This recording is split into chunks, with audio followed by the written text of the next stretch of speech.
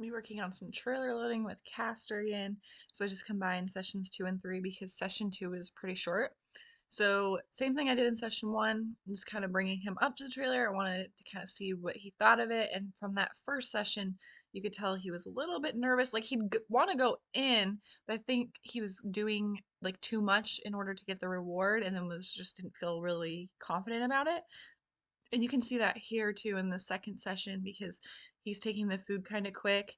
He seems a little bit tense, like even though his body language isn't too bad, he does seem a little bit tense. Not as much as the first session though. But really that's all I did was he went in, I gave him some food, and I'm gonna give him some food here on the trailer floor. And then I want to try like doing some stuff at Liberty. This is his third session, and just kind of let him kind of explore a little bit more, have a little bit more freedom. We're in my arena, so he can leave and go do whatever he wants in there. I prefer it this way, trailer loading or training trailer loading this way, to where if he wants to go and run to the back of the arena, he can.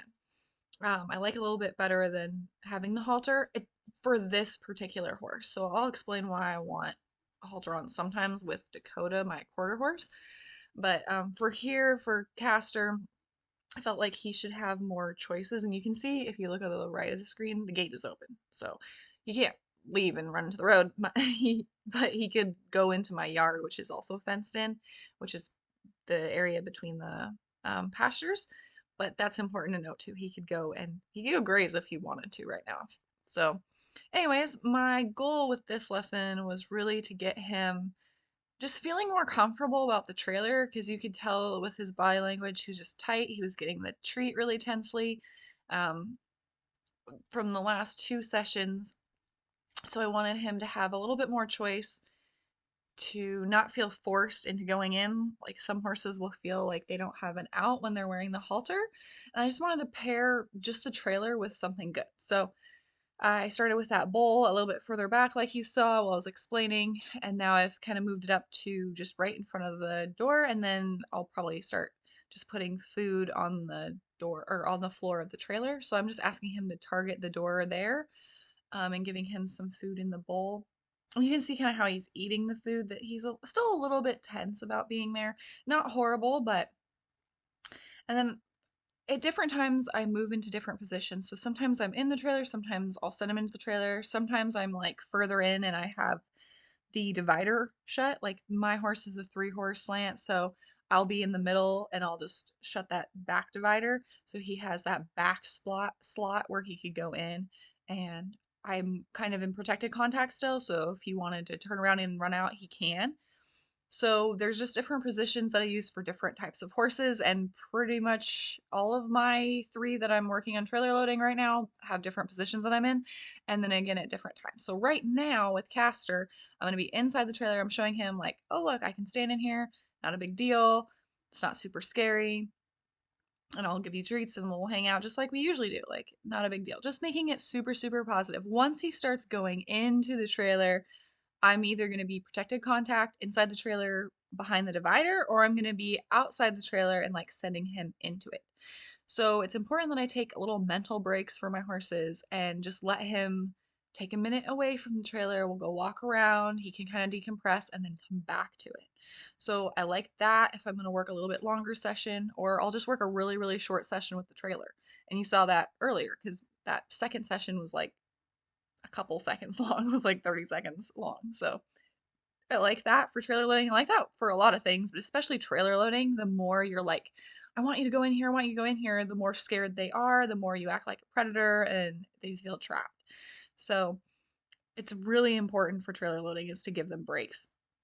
Super, super important. So we're gonna hang out and just kind of work on making this positive. Like I'm just kind of hanging out, like getting the stuff out of my shoe. I got some dirt in there. And like if he walks over the thing there, he wants to go on his own. That's perfect. So Castor's more of that curious horse. You can tell he looks a little bit more relaxed here. So I'm not real worried about him like knocking over the bowl or stepping on it. For Atlas, I would be a lot more cautious with that. I don't want him to have any bad experiences. I don't want him to scare himself. So I don't do this with Atlas. That was really, really nice try for him right there. Um, um, Oh, that was perfect. That was really good.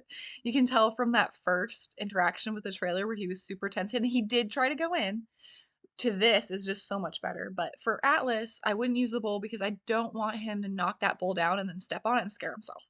Castor, I'm not worried about that. And you could tell when he knocked it over, he didn't care. Like it wasn't a big deal.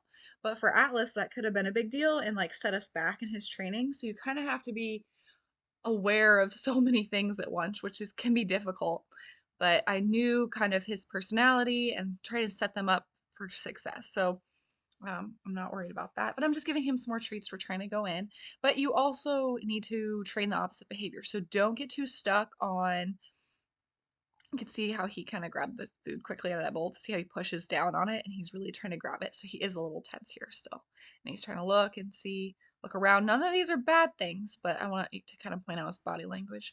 But lots of people get stuck on the behavior of going into the trailer.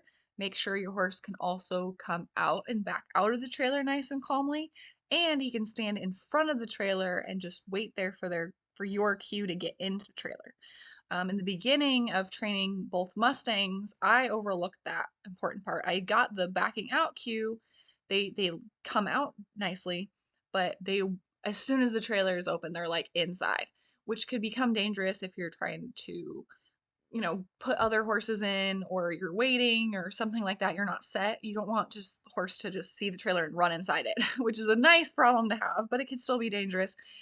So I want him to come up to the trailer, wait, and then I'll give him the cue and he can go in and stand. But that is one part that I did overlook, and I don't want anyone else to overlook that because then you add on to your training because you kind of have to fix that later on. But I love this session for him. From the last two, you can see lots of progress and making the trailer a positive place and just kind of setting up the environment for him to be successful specifically for Castor for each individual horse. So there's no pressuring, there's no whipping, there's no running. It's just really easy. So